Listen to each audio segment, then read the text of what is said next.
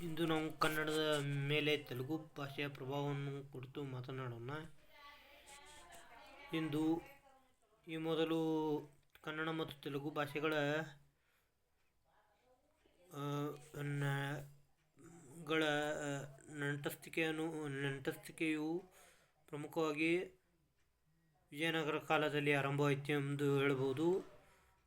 ತುಳುವ ವಂಶಸ್ಥನಾದ ಶ್ರೀಕೃಷ್ಣದೇವರಾಯನ ಕಾಲದಲ್ಲಿ ಅವನ ಆಸ್ಥಾನದಲ್ಲಿ ಅಷ್ಟದಿಗ್ಗಜರೆಂಬ 8 ಮಂದಿ ಕವಿಗಳಿದ್ದರು. ಮತ್ತು ವಿಜಯನಗರದ ಪತನ ನಂತರ ಬ್ರಿಟಿಷರ ಕಾಲದಲ್ಲಿ ಬಳ್ಳಾರಿಯಲ್ಲಿ, ಈಗಿನ ವಿಭಜಿತ ಬಳ್ಳಾರಿಯಲ್ಲಿ ತೆಲುಗು ಪ್ರಭಾವ ಉಂಟಾಗಿತ್ತು. ಮತ್ತು ಈಗಿನ ಕನ್ನಡವು ಅಮ್ಮ, ವರ್ಷ ಅಂದರೆ ಮಳೆ, ಮತ್ತು ಅಮಾಯಕ ಮುಂತಾದ ಪದಗಳನ್ನು ಕನ್ನಡವು ತೆಲುಗುದಿಂದ ಪಡೆದಿದೆ. ಮತ್ತು ತೆಲುಗಿಗೆ 12ನೇ ಶತಮಾನದಲ್ಲಿಯೇ ಕನ್ನಡವು ಸಾಕಷ್ಟು ಹತ್ತಿರವಾಗಿದೆ.